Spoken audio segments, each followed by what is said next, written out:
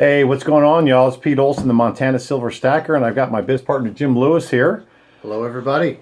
from Dana Point, California, and we're hanging out this week, working up here in beautiful Kalispell, Montana. Lots of work, lots of good food, lots of working out in the wilderness, on the golf course. We're going to be doing some. We're going to be doing some bike riding, but a lot of work too. So we wanted to put out a video. We're going to try to do a video a day today, or a video a day while he's here. Right. And should be a lot of fun. So today we're going to talk about a topic that a lot of people struggle with: procrastination, right? And Procrastination. exactly. And we were going to do this a little while ago, but we procrastinated. And we're doing it now. So we decided, okay, we're going to do it now. So we're going to talk about what got us to do it now, as opposed to maybe another couple of hours from now, or even a few hours ago. Exactly. It's going to mess with you. It's going to mess with your mind. So we'll each kind of take a tip here. 5 tips. Yeah. This is called 5 tips against procrastination. So the first one that we wanted to bring up is really prepping the night before. And this is a tip that I got years ago from a gentleman by the name of Carlton Sheets. Carlton Sheets was one of the big real estate infomercial guys, and he talked about in his course that to be the most effective the next day, you should prep the night before. And what he would teach is look at your to-do list and mark the most important things A, next most important things B, C, and D, and so on and so forth. And I never went beyond D, but that gives you an idea of, hey, what to tackle. And then it's up to you. Do you want to tackle the hard things first that morning or the easiest things? So, but if you prep the night before and just kind of get everything ready, and also get the things ready that you'll need for the next day, not waiting till the morning. Right. Get everything ready to rock and roll before you go to bed. That way you don't have to worry about anything in the morning, and you're set to go. So, well, you have anxiety. That's why you procrastinate. It's the anxiety of being overwhelmed. Right. Oh, I've got all this stuff I got to do. So just stop, take a big deep breath. This isn't one of the tips. This is what I do. And I just get out a piece of paper, some lined paper, and I just start writing it out. Everything I need to do, even down to the trivial, like you said. And then rank them, what's most important. And I do that almost every night before I go to bed, so that I can go to bed, maybe start working on some of the solutions to these issues, maybe my sleep a little bit. But I also just know, okay, I've got a good handle on tomorrow, and I can get up and hit the day running fast. Yeah, that's fantastic. Yeah. That's fantastic. So you want to take the second one there, Jim? Do exercise in the morning. Gets the blood flowing, gets the all the extremities going, gets your mind moving, and The endorphins. The endorphins, absolutely. Yeah. So Yeah. if you can schedule it in your schedule to get out and get a little bike ride in, or even just walk around. A lot of times I'll just take the dog for a walk and just get that blood flowing, and it makes all the difference. And then you get back and you can just hit that list. Yeah, absolutely. And I think that, not only is it so healthy for you to work out in the morning, from a fat loss reason, and from it's just really the best time to burn as many calories as you can. But it really, as Jim mentioned, just wakes you up. It gets you ready for the day, puts you on track, puts you on schedule. So I think that's a great one. Yeah. That's a great one. A hack that we had learned, and we do this a little bit, and you can kind of play with this, is really for every 10 minutes of work, you take a 2-minute break. So that's 5 times an hour.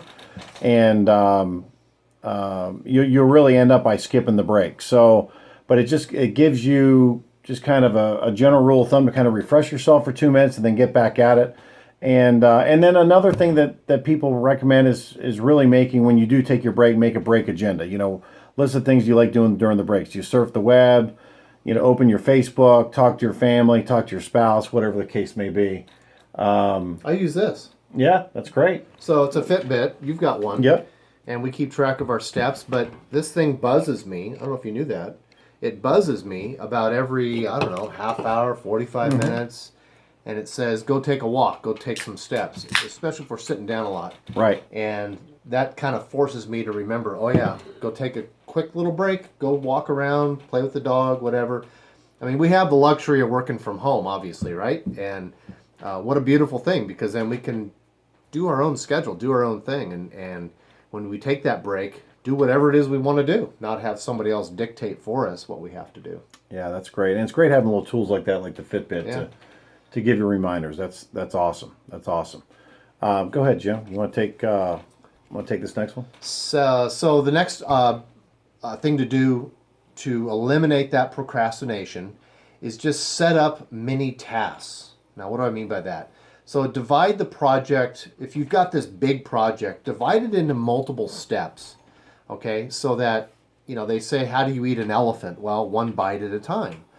Same with a big to-do list. If you have something, this big, hairy, audacious thing that you have to get done, sit down and just kind of, strirate some lines out to the sides, what I do on my calendar, and I just write, well, this is step 1, step 2, step 3, and just tackle a couple of them at a time. You don't want to be feeling that overwhelmed. And when you're overwhelmed, you stop and you procrastinate, you go do something else. Because when you do get a couple of them done, it does. Yeah, it's like, okay, good. I feel good. I'm making progress. Making progress on it. Now, here's something I did learn. This is not on the list, but somebody taught me this. There's a little endorphin that goes off in your brain. I don't know if you knew this.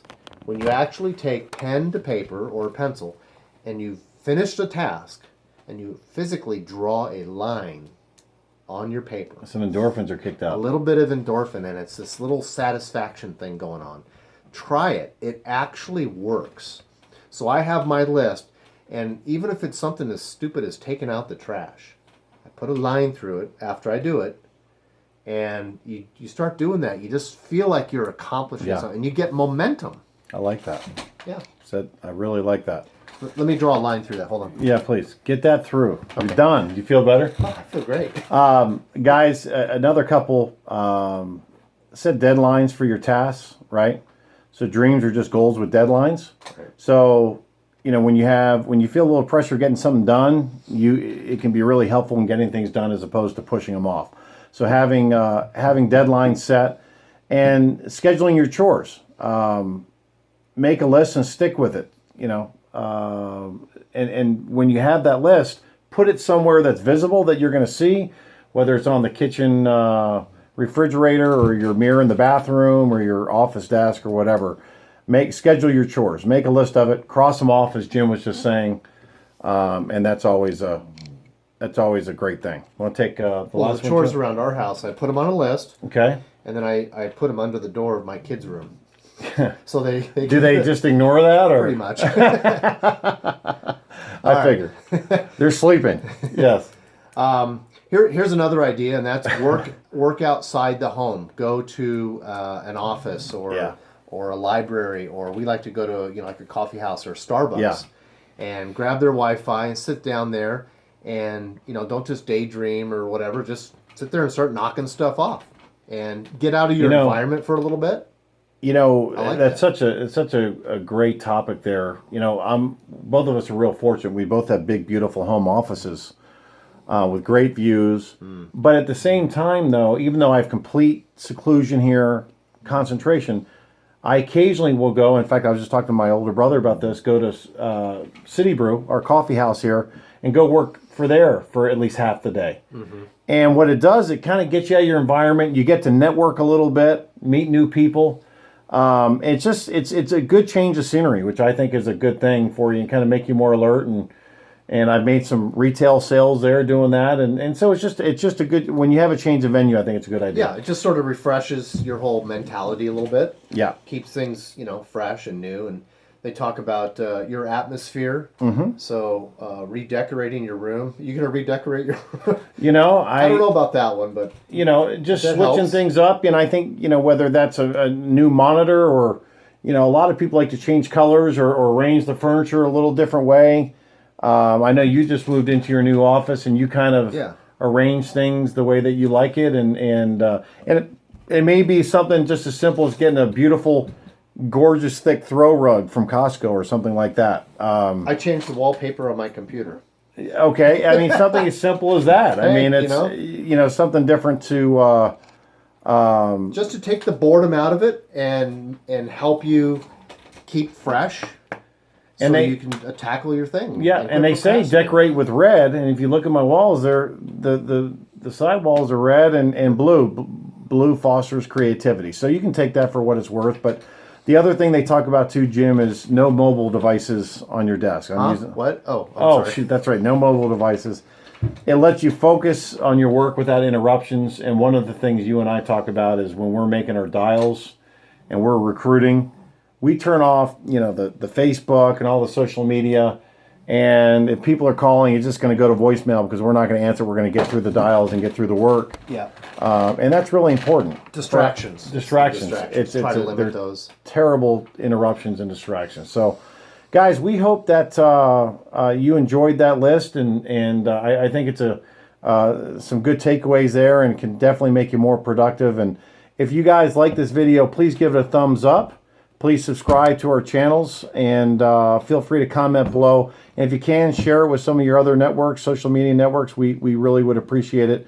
God bless you guys. And also, Jim and I run all of North America for a company called ISN, International Silver Network. We're a 6-year-old international precious metals company. We have a phenomenal affiliate program that's a high 6-figure potential income from home, dealing with silver and gold. Guys, if you like to stack silver and gold and want to work with 2 of the top people in the whole company, we would love to have you. Click on that link below in the description, take the online tour, fill out the survey, and the 2 of us will get hold of you. Okay? Don't procrastinate. Don't procrastinate doing that. Get it done. Yeah. Get it done. Let's do it. Let me just mention, this is the kind of business we don't have a lot of time to procrastinate. We love it so much, and that's the other thing that's not in this list. But hopefully you're doing something that you really excites you, and that you love to do, and you get out of bed and you make your list and you tackle it because you're just excited. Yeah. And this is the kind of business we're in. This is the sort of thing we do. This is an odd topic for me because procrastination is something we don't have the luxury really, and we don't want to. We love it. So when you love something, you really don't procrastinate. You procrastinate on things you don't like to do. That's a good point. Yeah. Yeah. So I hope you guys are building a side business for yourself. If you have a job, if you're working for someone else, it's always smart to build a side business for yourself, not only for tax reasons, but why build someone else's dream? Build your dream. And the best time to do that is when you have a job, so you have that steady income coming in, and you can start building a big residual income, okay? Yeah. God bless you guys. Talk to you soon. Have a good one. Bye. Bye.